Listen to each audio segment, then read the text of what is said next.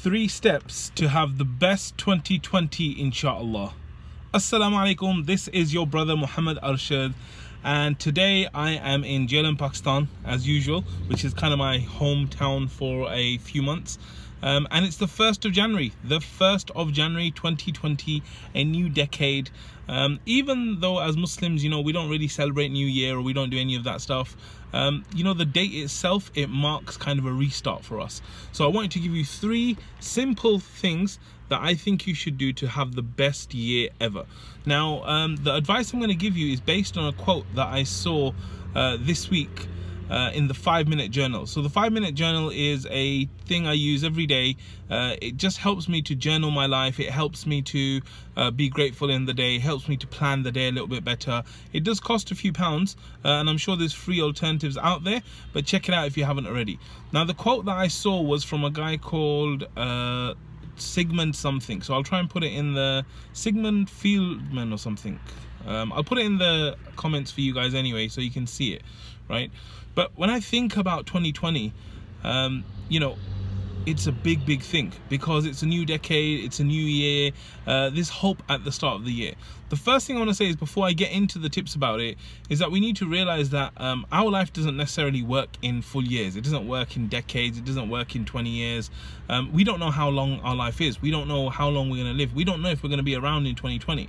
But what we want to do is we still want to make sure that we do things accordingly, because the Prophet ﷺ said that even if you see the day of judgment coming and you're about to plant a tree, plant that tree. So even though we don't know where life is going, we still want to take action. We still want to do the things we want to do. So what are the 3 simple steps to have the best 2020 ever, inshallah? Step 1. So what he says in this quote is, the first thing you need to do is you need to have the courage to dream what you want. Okay, so the first thing is have courage to dream what you want. Now, this is a really deep thing, because a lot of us, as human beings, we're kind of held back by our past. We're held back by the failures that we've had, the things we haven't been able to achieve. And what that does is it really limits our dreams. And so for you to have a huge dream, you have to be courageous. You have to be willing to dream something big. So the first advice I'd give you is really kind of think about what it is exactly that you want. Like, when we have this year coming up, what do you actually want from the year?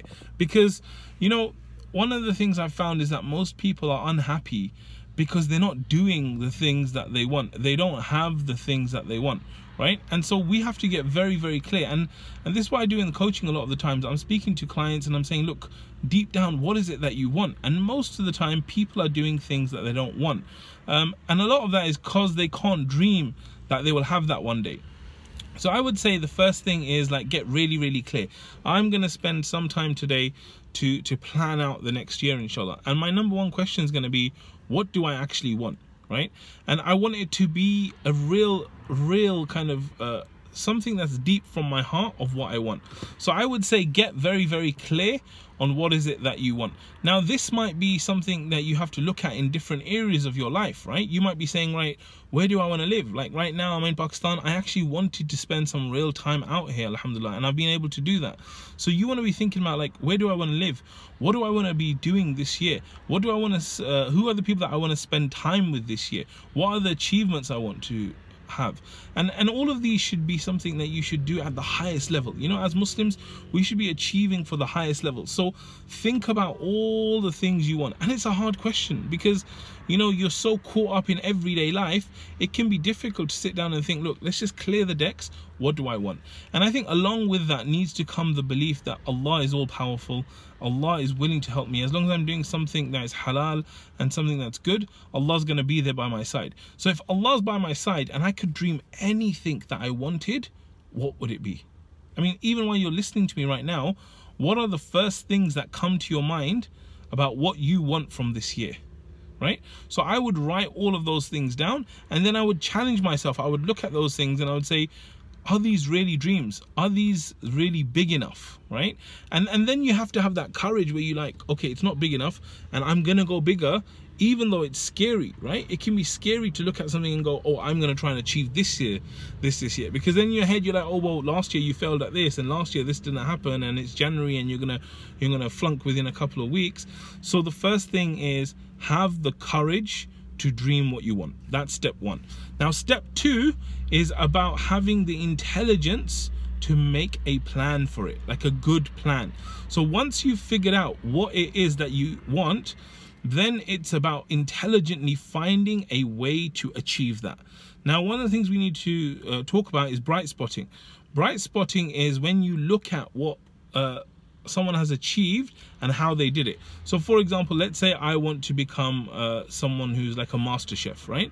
Then I need to go and look at other master chefs, and I need to look at what is it that they did to achieve it, right? And the better your strategy, the better your plan, the easier it will be to execute it.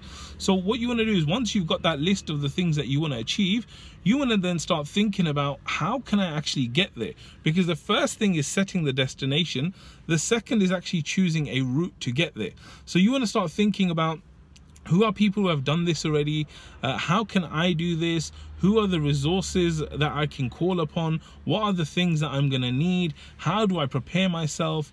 You know, all the kind of things to do with the strategy for getting there. You need to do that from an intelligent perspective, right? And then the third thing is that you actually work on the third thing. He said that after you have the courage to dream, you have the intelligence, then the third thing is having the will to execute. Having the will to execute and to see it through until it's done, right? Because a lot of people will sit down now at this time of year and be like, okay, this is what I want to do this year. They'll come up with a plan, and then where they fall is the will. It's like people who start, you know, 1st of January, I saw one of my cousins' Snapchat pictures, right? And it had like really healthy food there. And I'm like, whoa, like you're back on the diet this year, yeah? And that's what happens at the start of the year. You're like, okay, I'm gonna do this, I'm gonna do this, I'm gonna do this. You come up with a good strategy, maybe you even join the gym. But what we lack is the will to see it through till the end, right? And so what you wanna do is you wanna start thinking about how you're gonna continue even when things go wrong, because there's going to be a time when you're trying to achieve that dream, you've got your plan in place, and things go wrong, right? And this is why I love this book called The Obstacle is the Way by Ryan Holiday, which basically says that, you know, on the journey that you're going to go to achieve what you want to achieve, there's going to be obstacle after obstacle and obstacle. But you need to know that that obstacle is not so that you basically change your path or you don't achieve it. It's actually to tell you that this is the way you should be treading. Because anything worthwhile doing, it's going to come with heartache, it's going to come with difficulty, it's going to come with all kinds of challenges before you get to where you want to get to. But the truth is that persistence overcomes resistance. As long as you have that will and you continue that will, that will keep you going. And so one of the ways you can do that is actually by writing down the reasons why you want to achieve it. Also looking at the obstacles. One of the things I do in my weekly planning is when I'm sitting down and I've planned my whole week, then I think about this: what are the obstacles that can come in my way? So let's say I've planned my whole week out and I'm like, what's the obstacles that can happen this week? And I'm like, well, my car could break down, okay, because the car's not doing so well. Or, you know, my daughter's not so well, so she might need a hospital visit. Or family said they might come round, so they could come round unexpectedly. So once I know those challenges, okay, what do I do about it? So for the car, I might plan in some time to actually take it to the mechanic. For my daughter, I might actually make sure that someone's around to look after her. For the family, I might call them and find out when they're coming and set a specific time, right? And so this is a simple formula, I would say, because I don't want people going to such a deep thing where they plan so much and they don't execute, right? We said the 3 steps that you need is: 1, you need to dream. You need to have the courage to dream exactly what you want, figure out what you want, right?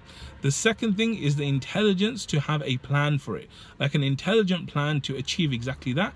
And then the third thing, which is probably the hardest, is having the will to see it through, which means that you continue to go and go and go, and you never give up. And if you never give up, then inshallah you'll definitely get there. Now within these things, there's all kinds of things, like like I said, when you do the first stage of dreaming, you want Allah to be at the forefront of your mind, because Allah is all powerful. Allah can do everything.